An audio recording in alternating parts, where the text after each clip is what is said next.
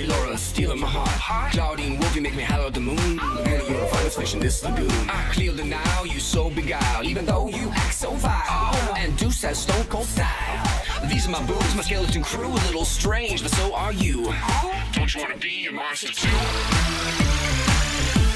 Iš slaptųjų Džeinės Bulittle failų. Matysite monstrų vidurinės gyvūnų nuotykiai. Šios savaitės serija Katastrofa su telefonu.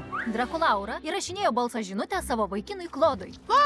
Klodai, tu laimi! Myliu tave. Ar tu pasirengusi Klodo gimtadienio vakarėlį? Juk neišdavei mūsų surprizų, ar ne? Liaukis! Aš tikrai nenoriu, kad Klodas pamanytų, jog kažką nuo jo slepiu. Drakulaura, pamiršai išjungti savo iCarstą? Tikriausiai perskambinau. Jei Klodas išgirs ir pamanys, kad kažką slepiu. Grafas Fabulas pamatė, kad Drakulaura eina iš proto. Tad jis papasakojo apie katastrofą kitiems gyvūnėliams. Aišku, jie visi norėjo padėti. Seras Ūkas sugalvojo planą, kaip ištrinti Drakulauros balso žinutę.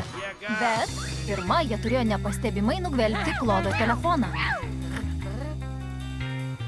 Klodas telefoną laikė kišenėje. Jie turėjo galvoti ir veikti labai greitai.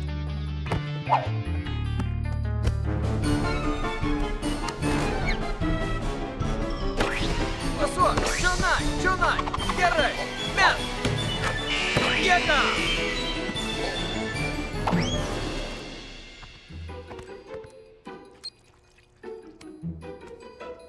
Geras, kai tu pavarai, tikras krepšininko šaunuolis!